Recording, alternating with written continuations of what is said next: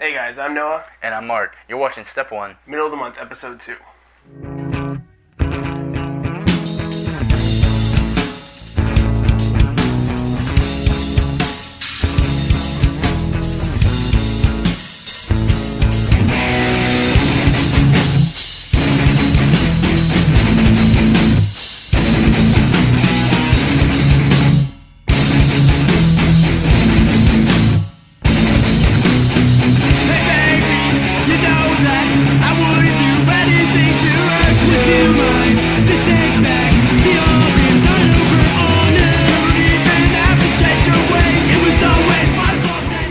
Alright guys, welcome to Step 1 Middle of the Month, Episode 2.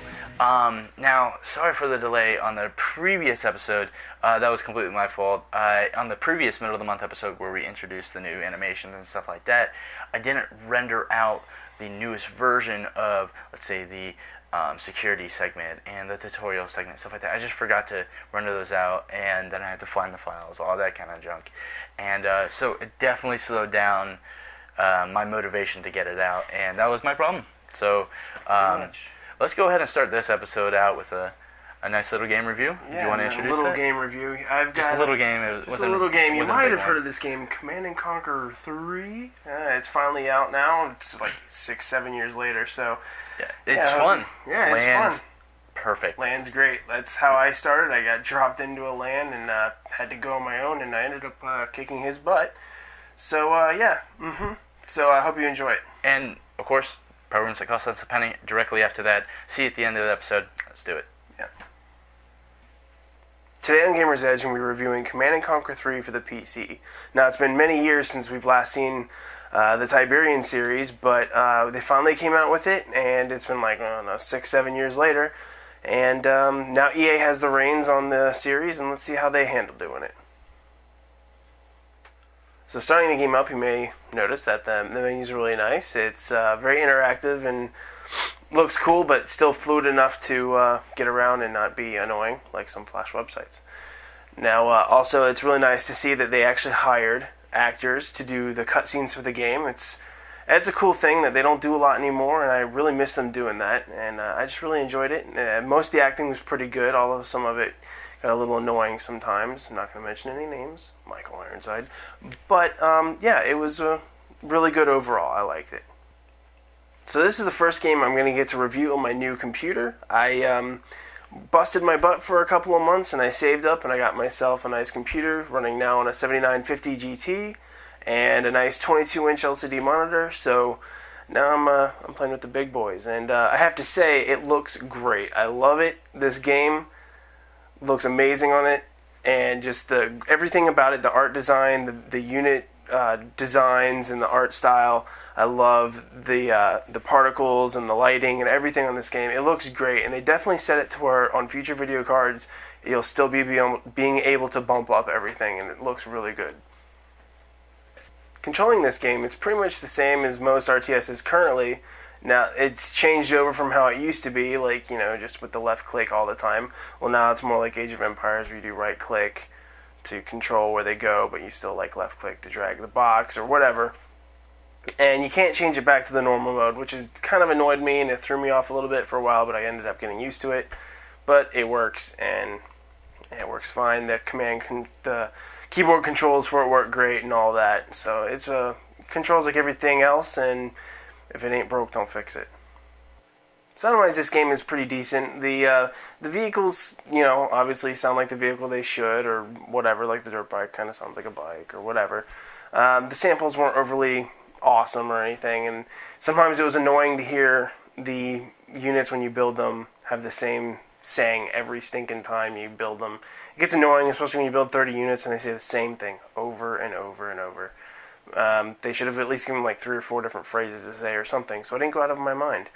But that's okay. Music-wise, the game's alright. It's not my favorite kind of music, but I like the Elebits music, so where does that leave us? I don't know. But in my opinion, it was okay. Stuck to its roots, but not my personal favorite.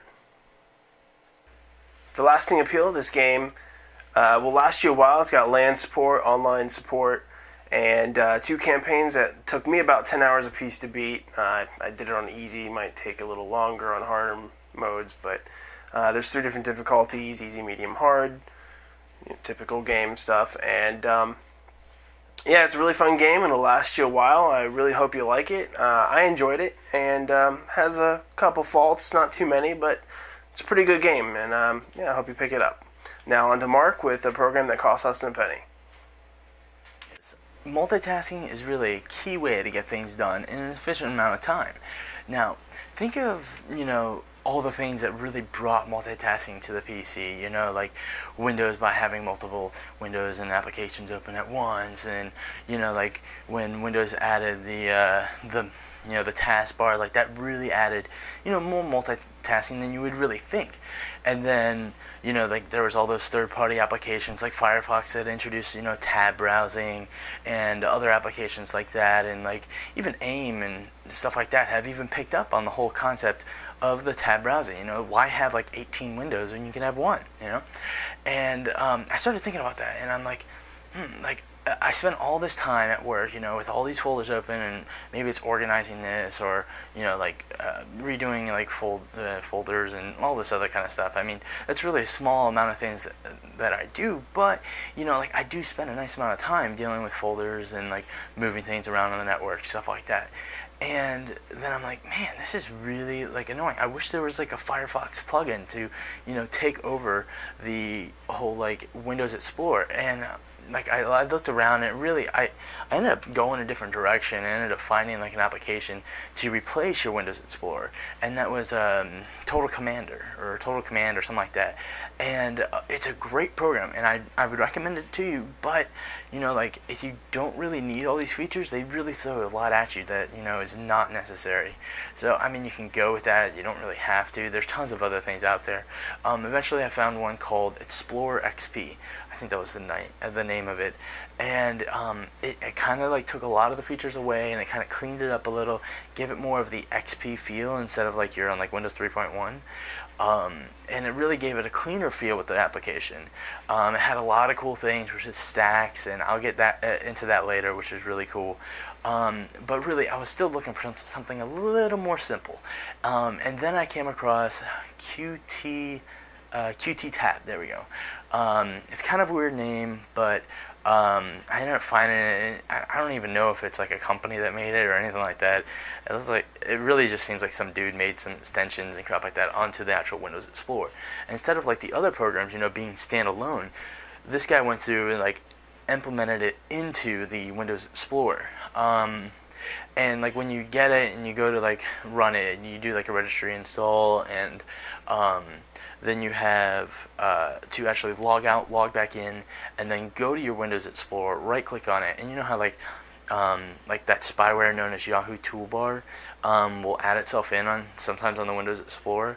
You have to go in as if you're going to disable that and actually check Qt Tab or Qt Tabber or something like that. I think it's just Qt Tab.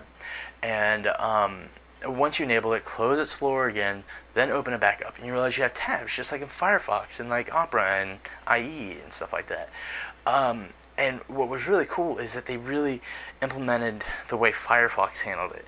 Like your middle mouse button on it to open that link or folder into another tab. And when I started messing around with it, I'm like, wow, this is exactly what I was looking for.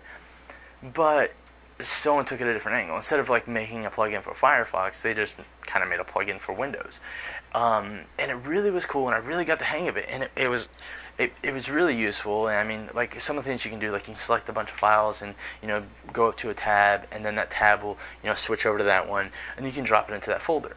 A few things that they could have improved on was being able to select things and actually going over to the tab and dropping it directly into the tab. Instead of having to wait for it to kick over to that one and then drop it in.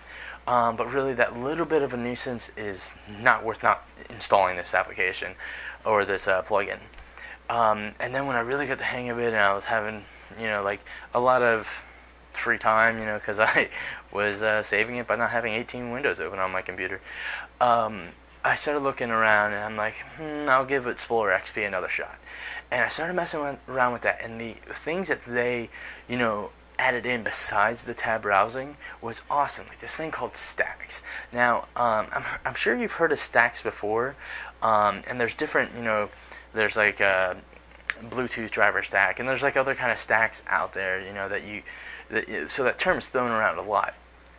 And with the Explorer XP, they have this stack, and you can like select all these files, and you can go through and select more from another folder, and you're throwing them into your stack little square, and you go into another folder and you grab those and you throw them in there, and you're going through all these directories. Let's say you're just selecting all your music out of like folders by the artist. You want to just like select some music that you want to like put somewhere else, or like get rid of, or whatever it may be. You can select them, throw them in the stack, and then at any point then select them out of the stack and throw them somewhere else.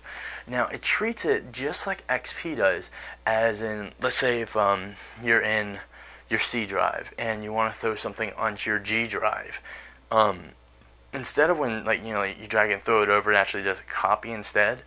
It does it just like that. It doesn't move it unless you're throwing it within its same drive. XP does this. I'm not sure why. I'm sure it has something to do with like if you map a network drive and you don't want to like screw up their folders and their files and stuff like that, they do this instead. But it's kind of annoying sometimes because you have to remember to like select it, right click, and then tell it to move. And I've always found that annoying with Windows, so I haven't really played with Vista enough to really know if it has that changed or not. But yeah, I just am rambling about something that's not really important, so I'll get back onto now over to Total Commander. Now, Total Commander, I may have already mentioned this, but it does feel a little bit too much. And I was talking to a friend about this earlier, and it feels like, like you throw Photoshop at like someone that's only used MS Paint, and they're like, what? They don't know what to do. And that's kind of like my experience with Total Commander until I went through Qt tab, and then I went through Explorer XP, and then up to Total Commander. And one thing that bugs me about Total Commander is like they're asking for your money like blatantly, like right up front. It's like, I'm gonna open this program, give me money, and it's like when they're like forcefully asking you like that, it's like you almost don't want to trust it, because you don't know if like you press no and it's like, haha, I'm gonna give you spyware now, or anything like that. So like, that's those three applications. One of them is really just a plugin, but I found that one to be most useful. One thing I couldn't figure out if I was just overlooking it, but Explorer XP, I would rather, like if I click a shortcut on my desktop, instead of Windows Explorer taking that over, which I don't know if there's a way to change that. I don't know. I'll have to look into it. But it would open it up in Windows Explorer, and it wouldn't open it up in Explorer XP. So, I've thrown around a lot of these names around a lot, so I hope you caught a lot of them. I would say download Qt Tab or Qt Tab or something like that. Maybe download Explorer XP if Qt Tab doesn't do enough for you. And last, I would say Total Commander. It's a good application and such, but it feels old. It feels like it was made on like Windows 3.1. I don't know. But yeah, I would say give those all a try. Mostly though, Qt Tab. It added the exact features that I was looking for at the time. So check it out. That wraps up programs that cost us a penny. And see you soon. Thanks guys for watching. I hope you find it useful, the tab browsing in your Windows Explorer. I know Mark uses it every day. It's awesome. And it really helps him out. So I hope you guys enjoyed that. Yeah, and actually we got a little bit of a preview for you. The next episode is going to be the first hardware review, where we're reviewing some ways to play your consoles on your PC monitor, whether USB or directly in via VGA cable. So definitely check that episode out. It's going to be out in about a week. So it's really cool. Definitely, it's worth downloading, whatever it is, 250 megabytes or whatever it came out to. So check it out. That's it for this episode. See you guys soon. Thanks for watching. We promise. The first ever released on the 1st. Yeah, we promise. Yeah.